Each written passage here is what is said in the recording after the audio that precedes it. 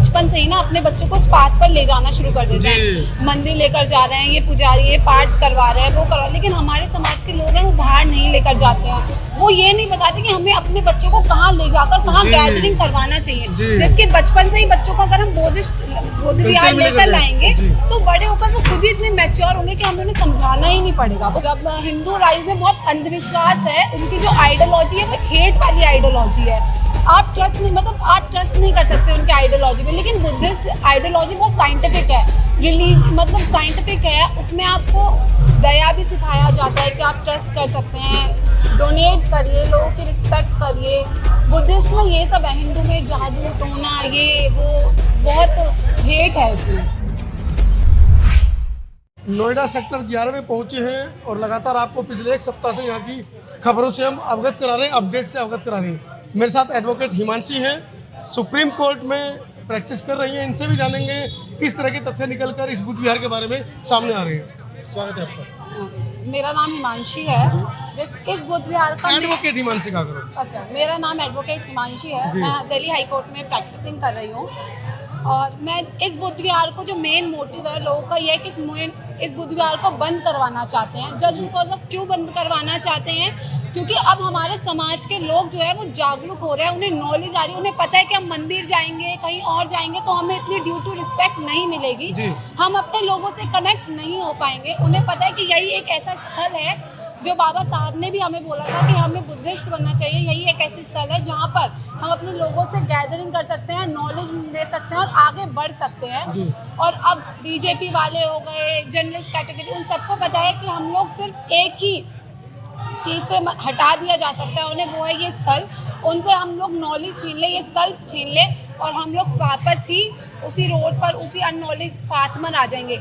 यहाँ पर धीरे धीरे लोग, जब मैं यहाँ पे फर्स्ट टाइम आई थी तो मेरा इतना बिलीव नहीं था, बट धीरे धीरे यहाँ पर आना, मुझे लोगों के साथ कनेक्ट करना, मेरी काउंसलिंग करना। मैं स्कूल में थी जब मैंने यहाँ से आना स्टार्ट करा था तो मुझे ये भी नहीं पता था कि मुझे करना क्या है। मैं लोगों से कनेक्ट करी, बहुत अच्छे अच्छे लोग मिले, उन्होंने मुझे मतलब शुरुआती दौर में आप बुद्ध को इतना फॉलो नहीं करते? नहीं, मैं बचपन से ही घर में थी, दादी थी तो दे बिलीव कि उनकी पूजा करो, उनका व्रत करो, ये सब करो। बट जब मैंने उनका फास्ट करा, इट्स लाइक कुछ ऐसा होता नहीं है, क्योंकि बड़े जो हमें सिखाते हैं। बट मेरे फादर ने हमेशा मुझे टीच करा कि उनसे कुछ नहीं होता, जादू टोना ऐसा कुछ नहीं होता। मैं हमेशा बोलती थी कि पापा मैं किसी को नहीं बताऊंगी, नजर लग जाएगी, ये हो जाएगी पापा। हाँ, तो पापा ऑलवेज ऐसा कुछ नहीं होता, work hard, focus on your study, कभी अपना मन भटकाओ मत, जो फोकस है। बाबा साहब बोलते थे उनके साथ कुछ गलत हुआ, उनको इतने लोग रोकते थे, टोकते थे, गाली देते थे, लेकिन आज बोलते हैं कि उन्होंने भारत का संविधान बना दिया। It's a very good thing, हमें करना चाहिए। अच्छा, आगे बढ़ना चाहिए। उस हिंदू वाली लाइफ में और अब अम्बेडकर लाइफ में, दोनों में किसमें मतलब बेहतर समझ आता है? बहुत अंतर है। जब हिंदू राइज में बहुत अंधविश्वास है, उनकी जो आइडियोलॉजी है वो हेट वाली आइडियोलॉजी है। आप ट्रस्ट नहीं कर सकते उनके आइडियोलॉजी में। लेकिन बुद्धिस्ट आइडियोलॉजी बहुत साइंटिफिक है, साइंटिफिक है। उसमें आपको दया भी सिखाया जाता है कि आप ट्रस्ट कर सकते हैं, डोनेट करिए, लोगों की रिस्पेक्ट करिए। बुद्धिस्ट में ये सब है, हिंदू में जादू टोना ये वो बहुत हेट है इसमें। अभी क्या मंदिर के बारे में जो प्रक्रियाएं चल रही हैं, क्या कहना चाहेंगे उस पूरे मामले पर? इस टाइम इतना सरकार में मुझे नहीं लगता था, पहले था, लेकिन आज के इस टाइम जो करंटली सरकार चल रही है इसमें इतना हिंदुस्तान की अभी एक मूवी रिलीज हुई है आदिपुरा।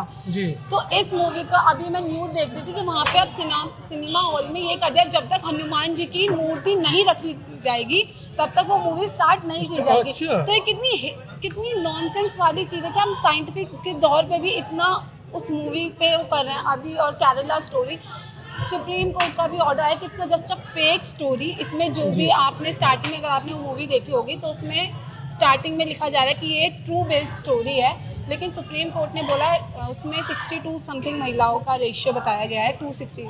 उसमें से 3 महिला थी जो कन्वर्ट हुई थी, 2 क्रिश्चियन थी और सिर्फ 1 हिंदू लड़की थी जो कन्वर्ट हुई थी मुस्लिम में। और अगर आपने उसका इंटरव्यू देखा होगा, 2018 में उसका इंटरव्यू लिया गया था अफगानिस्तान से ही, तो उसमें आप जब उसकी बात सुनोगे तो आपको लगेगा कि हाँ उसका ब्रेन वॉश हो रखा है। लेकिन जो मूवी में वो लड़की दिखाई गई है शबा, उसको एक बहुत ज़्यादा लाचार बेचारी बताया गया है। तो उस जबकि थी नहीं। वो बिल्कुल थी नहीं। आप यूट्यूब में उसकी वीडियो इंटरव्यू अभी भी है, आप जाकर उस इंटरव्यू को देखिए, उसमें आप इंटरव्यू को देखोगे तो उसको लगेगा वो बोल रही है मुझे कोई फ़र्क नहीं है, मैंने कुछ गलत नहीं करा, मैं यहाँ पे बहुत खुश हूँ अफगानिस्तान में, मुझे नहीं जाना इंडिया में, ये वो। लेकिन आप द केरला स्टोरी देखोगे उसमें आपको नॉर्मली उस लड़की को लाचार, बहुत दया, मतलब उसके मन में आपको देखोगे, आप अगर आपकी आइडियोलॉजी स्ट्रॉन्ग है उसके बावजूद अगर आपने वो मूवी देखी, कहीं ना कहीं आपके मन में एक हेट आ ही जाएगा मुस्लिम के प्रति। तो यही सरकार एक काम कर रही है, हिंदू मुस्लिम, दैट्स ऑल। इसका और कोई एजेंडा नहीं है। पहले इतना भगवान का मतलब था भगवान का, लेकिन आज के टाइम पे गॉड का कुछ ज़्यादा ही क्रेज है। जैसे कि राम से, अब मैं जिसकी मेरी आइडियोलॉजी ऐसे, मेरे से कोई बोलता है राम तो मैं बोलती हूँ आजकल तुम लोगों को नहीं लगता तुम जय श्री राम बोलते हो तो तुम खुद को कनेक्ट कर लेते हो बीजेपी से जी। अगर आप अगर आप जय श्री राम बोल रहे हो तो आप कनेक्टेड हो बीजेपी से, आरएसएस से। अगर आप इंस्टाग्राम पे बायोग्राफी देखोगे जिसने जय श्री राम लिखा है वो कहीं ना कहीं कनेक्टेड है, उनकी आइडियोलॉजी बहुत हेट वाली आइडियोलॉजी है। तो क्या लगता है कि जैसे युवा पीढ़ी निकल कर आ रही है, खुलकर सोशल मीडिया पर अपने विचार रख रही है, जैसे अभी आपने कहा कि हाँ मैं पहले थी या मानती थी जय श्री राम को, तब तक पता नहीं था, लेकिन अब पता चला तो अब मैं बिल्कुल पलट गई। बिल्कुल। देखिए हमारे लोगों की क्या गलती है, हम लोग जो है अपने बच्चों को ना बाहर नहीं निकालते हैं, लोगों को ना हम लोग जैसे कि जनरल या पंडित कैटेगरी एक दूसरे से कनेक्ट नहीं कर पा रहे, कनेक्ट नहीं कर पा रहे। जो जनरल कैटेगरी के लोग हैं वो बचपन से ही ना अपने बच्चों को इस पाथ पर ले जाना शुरू कर देते हैं, मंदिर लेकर जा रहे हैं, ये पुजारी ये पाठ करवा रहे हैं, वो करवा। लेकिन हमारे समाज के लोग हैं वो बाहर नहीं लेकर जाते हैं, वो ये नहीं बताते कि हमें अपने बच्चों को कहाँ ले जाकर कहाँ गैदरिंग करवाना चाहिए। जबकि बचपन से ही बच्चों को अगर हम बौद्ध विहार लेकर लाएंगे तो बड़े होकर वो खुद ही इतने मैच्योर होंगे कि हमें उन्हें समझाना ही नहीं पड़ेगा, वो खुद ही समझदार हो जाएंगे। जैसे कि मुझे स्कूल के बाद से पता चला कि हाँ मुझे यहाँ जाना चाहिए, ऐसा होना चाहिए, वैसा। मैंने स्कूल टाइम में, लेकिन मेरे पापा बिल्कुल बुद्धिस्ट थे, लेकिन मैं अपनी दादी मम्मी के साथ अच्छा अभी आपने कहा कि अब मैं बुद्धिस्ट हूँ, मैं इन सब चीज़ों को नहीं मानती हूँ, तो अभी लगता है कभी कभी रात में कि यार भूत आ जाएगा, चुड़ैल आ जाएगी, कोई पकड़ के ले जाएगा बैठ के नीचे से? बिल्कुल पहले होता होगा ना, पहले बहुत झाँककर देखते हुए बैठ के नीचे, जैसे कि मेरे बहुत होता था मेरे साथ। मेरे फ्रेंड सर्कल में है कि मोस्टली मुस्लिम्स हैं जनरल, तो वो हमेशा बोलते हैं कि वो उनकी मेरी दादी पे भूत आ गया, मेरी मौसी पे भूत आ गया।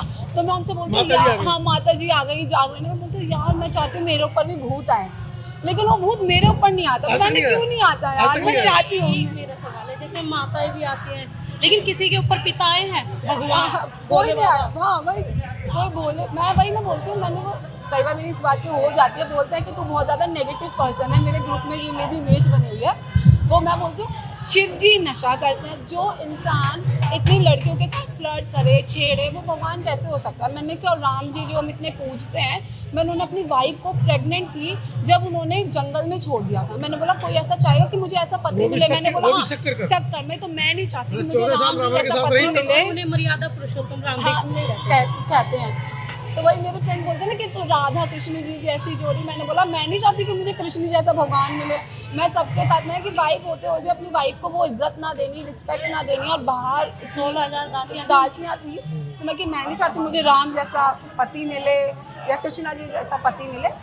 मैं मुझे इंडिपेंडेंट। मुझे लगता है कि जो इस वीडियो को देख रहे हैं और हमारी वकील साहिबा बड़ी जोशीली है, और जिस तरीके से उन्होंने अपनी बातें बेबाकी से रखी हैं, तो मुझे लगता है कि जो युवा पीढ़ी इस वीडियो को देखेगी उसे कहीं ना कहीं शिक्षा ज़रूर मिलेगी, और शिक्षा मिलनी भी चाहिए, क्योंकि पाखंड अंधविश्वास के खिलाफ सारी जिंदगी बाबा साहब लड़ते रहे, तथागत बुद्ध आपको प्रेरित करते रहे। तमाम बहुजन महापुरुषों का ये थ्योरी रही कि आप पाखंड अंधविश्वास ब्राह्मणवाद के खिलाफ अपनी सोच को विकसित करें, और ऐसी सोच वकील साहिबा में दिखाई दे रही है। मैं आपके भविष्य के लिए, भविष्य तो क्या नहीं किसने दिखाया, लेकिन आपके आने वाले कल के लिए समता आवाज़ की टीम, नागवंशी टीवी की टीम आपके लिए दुआ करेगी कि तथागत की अनुकंपा पर बनी रहे, और आप इसी तरीके से हमारे समाज के दूसरे बच्चों को प्रेरित करते रहे। बहुत बहुत धन्यवाद। धन्यवाद।